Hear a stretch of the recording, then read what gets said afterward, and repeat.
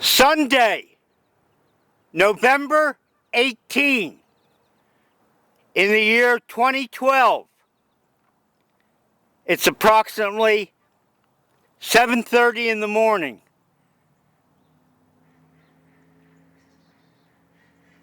I hope you're enjoying your day. I hope you'll find this video entertaining.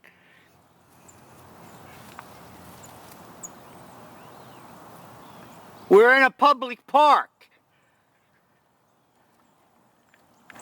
Yeah, we're in a public park.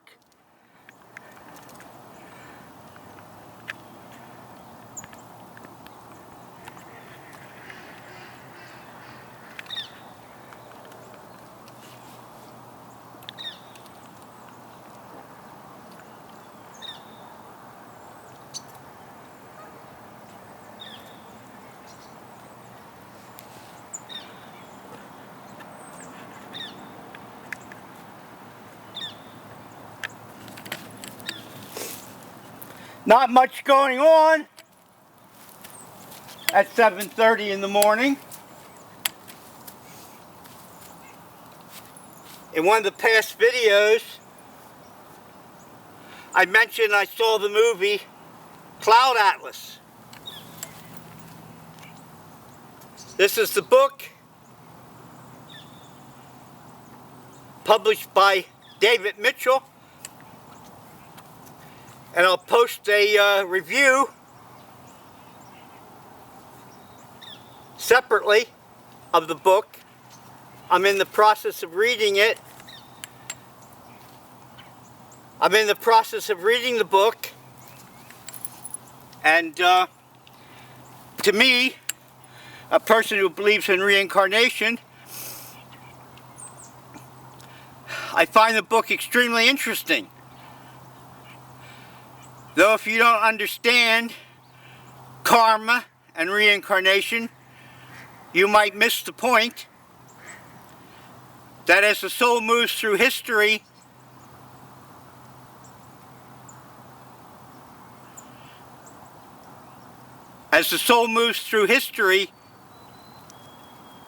the body changes gender and ethnic group.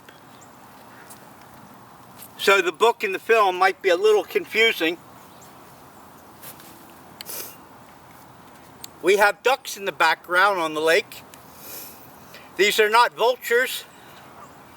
They're not swooping down to eat the roadkill of dead corporations. There are arrogant CEOs out there. There are chief executives who have so much ego and so much chutzpah that they actually go to the employees and say, if you don't do what I tell you to do, we're going to destroy the company. Now, tell me, honestly, on this Sunday morning, when many people go to their house of faith, tell me honestly,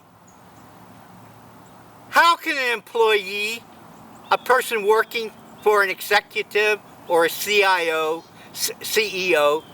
respect that individual when he or she comes to him and says, we're going to destroy the company if you don't do what we tell you to do?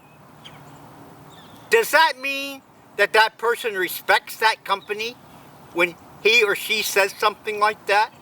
Does that mean that that individual respects his or her workers when with arrogance they say, we're going to fire all of you and destroy the company if you don't do what we tell you to do? To me, that's a negative. That means the CEO or the executive never respected the company to begin with, and never should have been put in that position. And he or she does not respect the employees when he or she comes to him and says, you're all fired, we're going to destroy the company. Hello? Does that make any sense at all to any logical, clear-thinking person? that respects his company and wants to go to work every day and put in a full 8 hours to get fired and have the CEO and the chief executive say, we're going to liquidate the company if you don't do what we tell you to do. That means he never liked the company to begin with.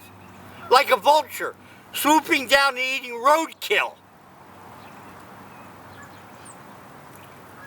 This person is a very sick and deeply troubled person.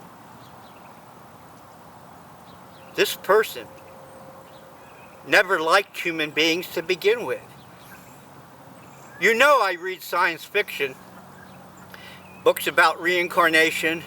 I've often posted DVDs about science fantasy and science fiction with a few documentaries of real history. What do you think? Tell me, what do you think? Honestly and truthfully, would you want to work for a person, an executive, who didn't like his own company? Would you want to work for an individual that always had the threat over you that you were going to be fired if you didn't do exactly and precisely what that individual said? This was one of the first books I ever read about reincarnation. This is a picture of a person who they call Madame P. Blavatsky. The Keys to Theosophy.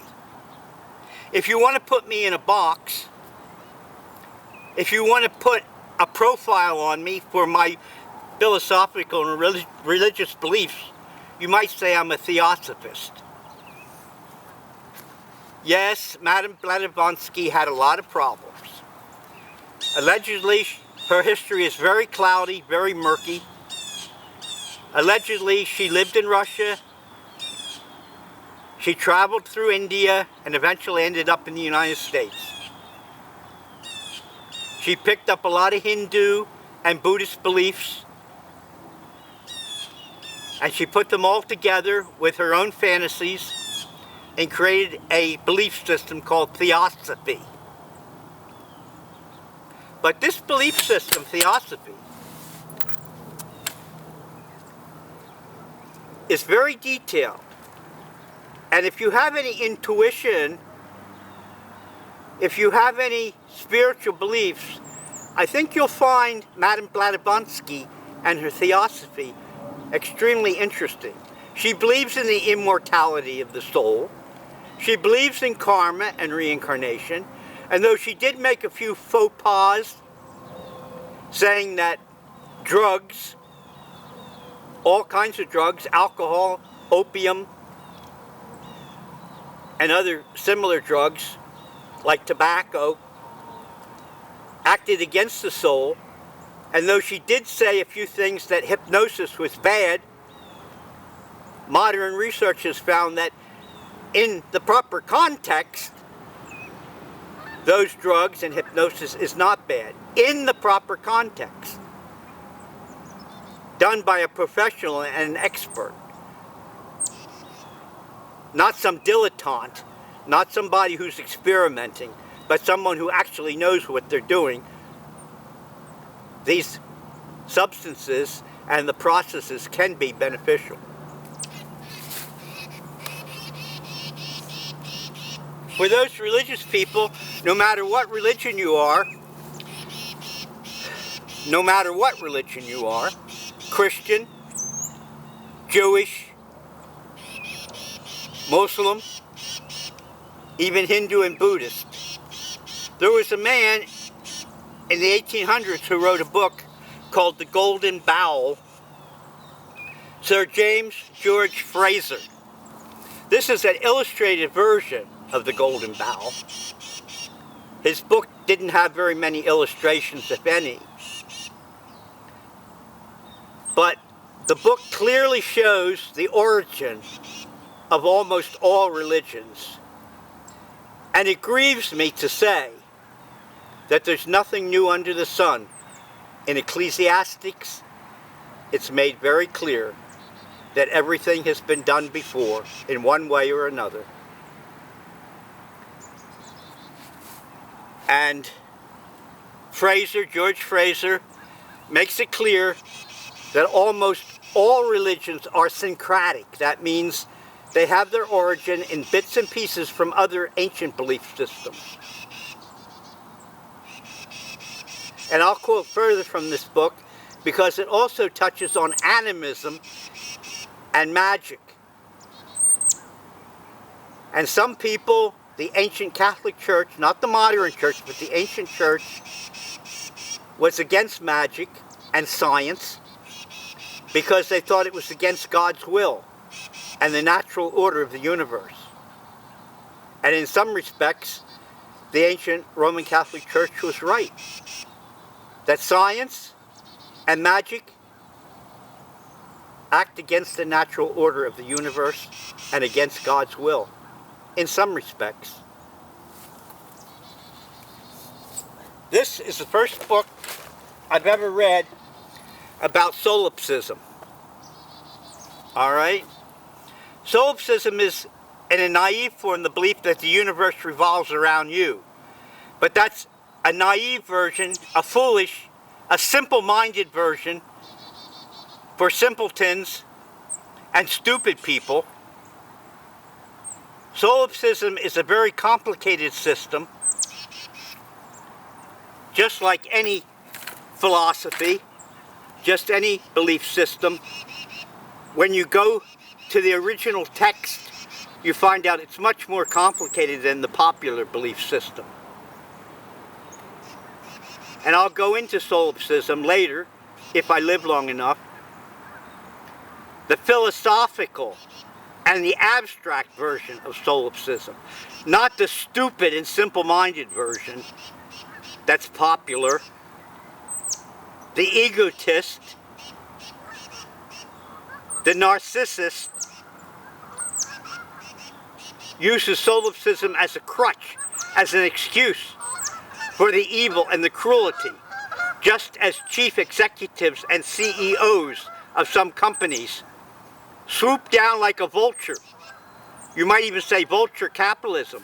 They swoop down on their corporation and dismantle it, fire their employees, and destroy everything that people have worked for possibly 100 years. These people don't like humans. You might even say, in a science fiction sense, that they're off-world, or they're off their rocker. They act as if they came from outer space. They act as if they were alien to this common sociological consensus reality.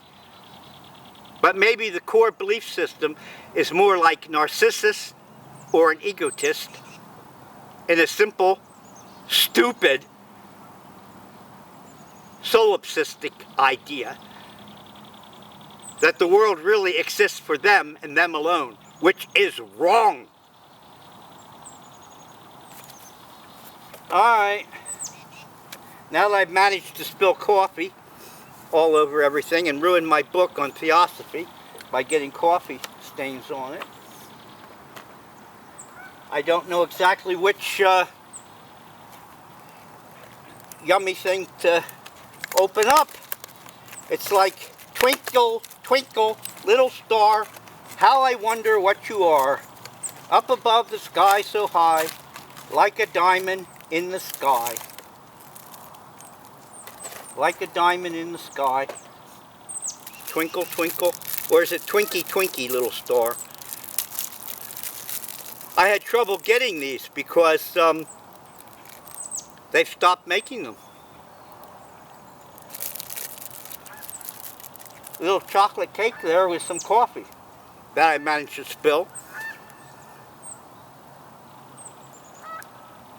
I never pretended to be perfect. I'm the first person to tell you that I make mistakes, gaffes, faux pas, blunders.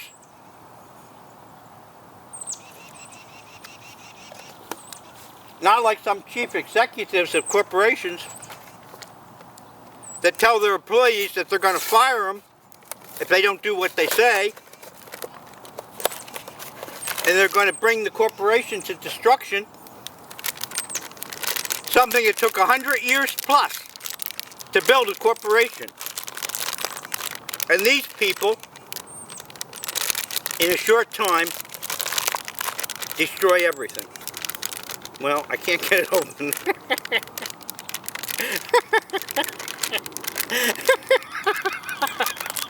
I can't get it open.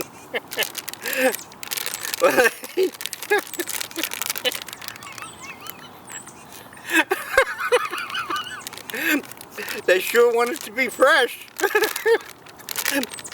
It's so fresh I can't get into it.